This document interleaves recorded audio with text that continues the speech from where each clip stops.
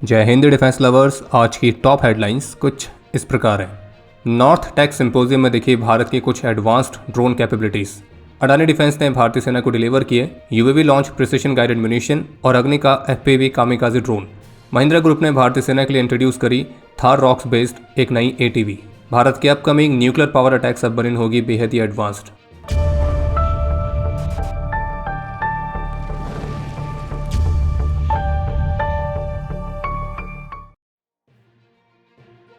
तो जैसे कि तय था, आज से प्रयागराज में नॉर्थ टेक सिंपोजियम 2026 की शुरुआत हो चुकी है और जिसे इंडियन आर्मी की नॉर्दर्न कमांड और central command society of Indian defence manufacturers के साथ मिलकर आयोजित कर रहे हैं। और इस बात में कोई संदेह नहीं है कि पहले वाले सिंपोजियम की तरह ही इसमें भी कुछ नई टेक्नोलॉजीज देखने को मिलेंगी जो कि इंडियन आर्म फोर्सेस एक्वायर भी करेंगी। तो अब इससे ही जुड़ी एक रिपोर्ट ये सामने आई है जिसके मुताबिक इस इवेंट में जो मुख्य रूप से फोकस रहेगा वो ड्रोन्स पर रहेगा और इंडियन आर्मी की इन दोनों कमांड्स ने इंडियन इंडस्ट्रीज को इस बात के लिए कहा है कि वे kamikaze systems, vertically launch anti tank loitering munitions, high altitude drones और वो भी सैटेलाइट कम्युनिकेशन कैपेबिलिटी के साथ ड्रोन बेस्ड रेडार जो कि ट्री के कवर को भी पेनिट्रेट करने में सक्षम हो, high altitude long endurance surveillance swarms और दुश्मन की रडार्स को न्यूट्रलाइज करने वाले ड्रोन सिस्टम्स। तो इस तरह के अलग अलग ऑप्शंस को प्रपोज करने के लिए कहा है। और नॉर्दर्न कमांड और सेंट्रल कमांड दोनों ही एरियल और ग्राउंड रोबोटिक मिशन सिस्टम्स की भी तलाश में है।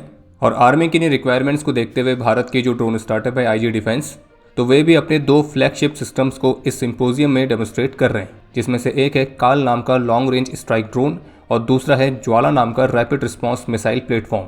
जो एक काल है वो डीप पेनिट्रेशन मिशंस को परफॉर्म करने के हिसाब से डिज़ाइन किया गया है। इसकी रेंज 1000 किलोमीटर्स तक है, इंड्योरेंस टाइम 3 से 6 घंटे का है।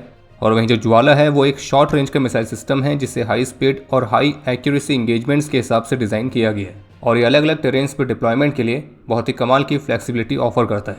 और इन 2 फ्लैगशिप प्लेटफॉर्म्स के अलावा जो आईजी डिफेंस है तो वे अपने लो कॉस्ट के टैक्टिकल एफपीवी स्ट्राइकर सिस्टम और इन्हें भी ऑपरेशन सिंदूर के दौरान डिप्लॉय किया गया था। इसके अलावा गाजा लॉजिस्टिक ड्रोन्स जो कि 100 से 200 किलोग्राम तक के पेलोड को कैरी करने में सक्षम है और इसे हाई ऑल्टीट्यूड सप्लाई मिशंस के लिए बनाया गया है। यूजीवी नंदी जिसे ग्राउंड लॉजिस्टिक्स और रिकॉनासेंस के लिए डिज़ाइन किया गया है। अस्त्र स्वार्म सिस्टम्स जो कि कोऑर्डिनेटेड मल्टी ड्रोन ऑपरेशंस को इनेबल करता है। Sky Hawk vertical take off and landing capability वाला ड्रोन जिसे लॉन्ग इंड्योरेंस इंटेलिजेंस सर्विलियंस और रिकॉनासेंस मिशंस के लिए डिज़ाइन किया गया है।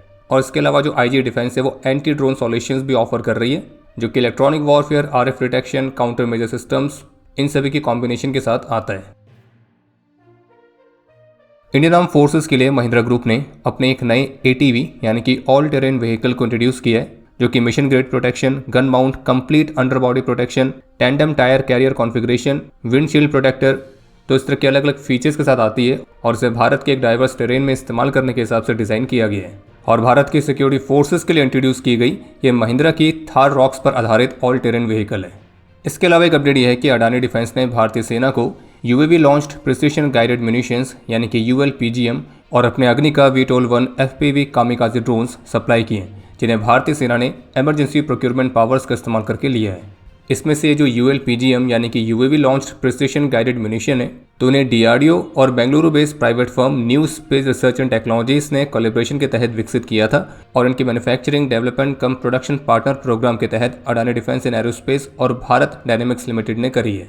और वहीं जो अग्नि का है तो वो vertical take off and landing capability वाला कामिकाज़ी ड्रोन है जिसकी मारक क्षमता 10 किलोमीटर से ज़्यादा है। वहीं इसके अलावा भारतीय रक्षा मंत्री श्री राजनाथ सिंह की तरफ से कंफर्म किया गया है कि टेक्नोलॉजी ट्रांसफर की जो नई पॉलिसी है वो लागू हो गई है और जहां पहले इंडस्ट्रीज को टेक्नोलॉजी ट्रांसफर करने के लिए 20% फीस ली जाती थी, लेकिन अब डेवलपमेंट कम प्रोडक्शन पार्टनर, डेवलपमेंट पार्टनर और प्रोडक्शन एजेंसीज के लिए ये जो फीस है ये पूरी तरह से खत्म कर दी गई है। तो इसी के परिणाम स्वरूप अब तक डीआरडीओ द्वारा इंडियन इंडस्ट्रीज को 2200 से अधिक टेक्नोलॉजीज ट्रांसफर की जा चुकी हैं। और इसके अलावा ये बताया गया कि डिफेंस R&D बजट का 25% हिस्सा जो कि इंडस्ट्रीज, एकेडमिया और स्टार्टअप्स को एलोकेट किया गया था, तो अभी तक 4500 करोड़ से अधिक ऑलरेडी यूटिलाइज भी किया जा चुका है। और बाकी इस नॉर्थ टेक सिंपोजियम में भारतीय रक्षा मंत्री ने उभरती हुई नई टेक्नोलॉजीज के प्रयासों को और भी तेज करने पर जोर दिया है जिनमें directed energy weapons, hypersonic systems, artificial intelligence और क्वांटम टेक्नोलॉजीज जैसे उभरते हुए क्षेत्र मुख्य रूप से शामिल हैं।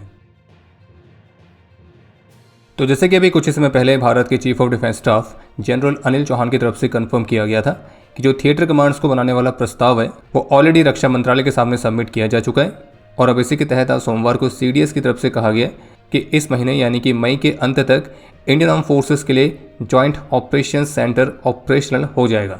और जबकि डिफेंस स्पेस एजेंसी को भी एक्सपेंड किया जाना है और डिफेंस जियो स्पेशल एजेंसी को इस्टेब्लिश करने का कार्य भी चल रहा है। और थिएटर कमांड्स को क्रिएट करने को लेकर रक्षा मंत्री के सामने 3 तरह के रिकमेंडेशन सबमिट किए गए हैं। बाकी थिएटर कमांड्स को बनाने का जो प्रमुख उद्देश्य है वो यही है कि इंडियन आर्म फोर्सेस की तीनों सर्विसेज यानी कि आर्मी, नेवी, एयरफोर्स के बीच जॉइंटनेस और इंटीग्रेशन को और ज़्यादा बढ़ाया जा सके।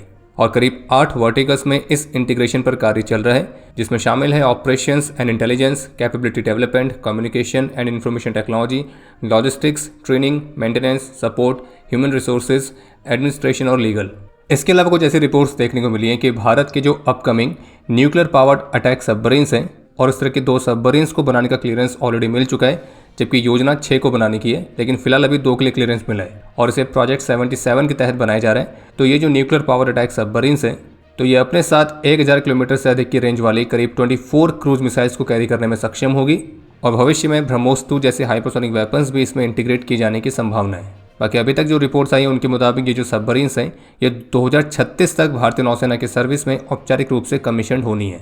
और वहीं जो S5 क्लास के तहत बनाई जाने वाली भारत की nuclear powered ballistic missile submarine programme है तो इसकी भी फास्ट ट्रैक होने की रिपोर्ट सामने आई है।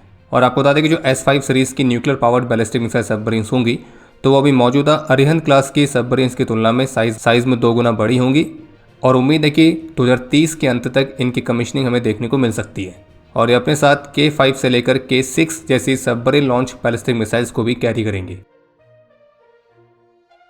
तो आज से करीब 1 वर्ष पहले भारत ने जो अपनी कुटाई नीति का एक सर्वश्रेष्ठ उदाहरण पेश किया था ऑपरेशन सिंदूर के माध्यम से, तो उस ऑपरेशन की पहली एनिवर्सरी बेहद ही करीब है, ये तो आप सभी जानते ही हैं। और इस पर हमारा निकम्मा पड़ोसी कोई प्रोपेगेंडा ना करे ऐसा हो ही नहीं सकता है। तो अपडेट यह है कि ऑपरेशन सिंदूर की इस पहली एनिवर्सरी से पहले पाकिस्तान की जो प्रोपेगेंडा विंग है ISPR, तो उन्होंने एक वीडियो रिलीज़ करी है जिसमें उनका कहना है कि ये वीडियो मई 2025 में पाकिस्तान की मिलिट्री एक्टिविटी के बारे में, और इस वीडियो में कुछ सैटेलाइट इमेजरी को फीचर किया गया है और उसके माध्यम से दावा किया जा रहा है कि ये सैटेलाइट इमेजेस दिखा रही हैं कि कैसे पाकिस्तान ने भारत के एयरबेसेस को नुकसान पहुंचाया था। लेकिन जब सैटेलाइट इमेजेस एक्सपर्ट्स के पास पाकिस्तानी ISPR की वीडियो सैटेलाइट इमेजेस पहुंची तो उन्होंने इस बात को वेरीफाई किया है कि पाकिस्तान की मिलिट्री जिन इमेजेस को मई 2025 का बता रहा है वो एक्चुअल में 2016 की हैं और भारत के बेसिस पर जो डैमेज की रिपोर्ट की जा रही है इन इमेजेस के माध्यम से तो वो भी इनकरेक्ट है। इसी तरह से पाकिस्तान के जो प्रोपेगेंडा अकाउंट्स हैं तो वो सोशल मीडिया पर एक वीडियो सर्कुलेट कर रहे हैं जिसमें ऐसा दिखाया जा रहा है कि ये पाकिस्तान की फतेह-2 मिसाइल की वीडियो है जब उसने 10 मई 2025 को जम्मू में भारत के ब्रह्मोस मिसाइल बैटरी पर स्ट्राइक करी थी। तो आपको स्पष्ट कर दें कि जो फुटेज दिखाई जा रही है और उसके साथ जो दावा किया जा रहा है तो उनका आपस में कुछ भी लेना देना नहीं है। ये बस कुछ और नहीं पाकिस्तानी ISPR की पूरी कोशिश है अपनी खुद की ही जनता को मिसलीड करने की, ताकि उनकी जनता ये सवाल ना पूछे कि पिछले साल ऑपरेशन सिंदूर के माध्यम से जो उनके साथ मार कुटाई हुई थी तो पाकिस्तान उसका जवाब क्यों नहीं दे पाया। भारत ने 6 से 9 मई तक के लिए बे ऑफ बंगाल रीजन पर संभावित मिसाइल टेस्ट के लिए एरिया नोटिफिकेशन जारी किया है जो कि 3560 किलोमीटर तक के एरिया के लिए है। बाकी एक अपडेट यह है कि बेंगलुरु बेस्ड भारत के SSS डिफेंस ने अपनी T-12 सेमी ऑटोमेटिक शॉटगन को अनवील किया है जो कि ड्रोन्स जैसे मॉडर्न थ्रेट्स को न्यूट्रलाइज करने में सक्षम है और इसकी इफेक्टिव रेंज 80+ मीटर्स है और ये dual purpose anti drone capabilities के साथ आती है। यह 12 गेज कैलिबर की गन है और इसकी मैगजीन की कैपेसिटी 5 से 10 राउंड की है। और हाल ही के फील्ड डेमोस्ट्रेशंस में SSS डिफेंस ने अपनी इस शॉर्ट गन से करीब 90 मीटर की डिस्टेंस पर ड्रोन जैसे टारगेट को डाउन करके भी दिखाया था। बाकी एक और अपडेट है कि वेस्ट एशिया का जो तनाव है फिर से बढ़ने की संभावना दिख रही है क्योंकि UAE की अथॉरिटीज़ ने दुबई के लिए मिसाइल वार्निंग जारी करी है। खैर बाकी अब समय है आज के इतिहास का। आज के दिन 1992 में ऑपरेशन रक्षक के दौरान अपने अदम्य साहस और वीरता का परिचय देते हुए सिपाही गौरी शंकर शाह वीरगति को प्राप्त हुए थे और इन्हें मरणोपरांत कीर्ति चक्र से सम्मानित किया गया। आज के दिन 1994 में 31 असम राइफल्स के राइफलमैन शेषपाल सिंह और 1966 में 19 असम राइफल्स के राइफलमैन केशर बहादुर पुन ने अपना सर्वोच्च बलिदान दिया था। और आपके लिए आज का प्रश्न है कि अरिहंत क्लास की पहली सबमरीन का नाम क्या है। और अब समय है आज के टॉप 3 कमेंट्स का जो ये रहे आपकी स्क्रीन पर।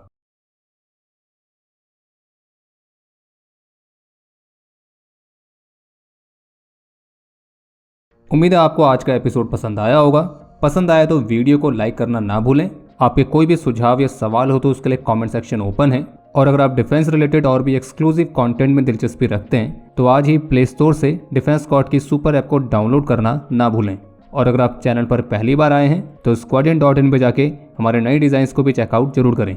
बाकी जल्द मिलेंगे नए एपिसोड के साथ। तब तक के लिए जय हिंद, जय भारत।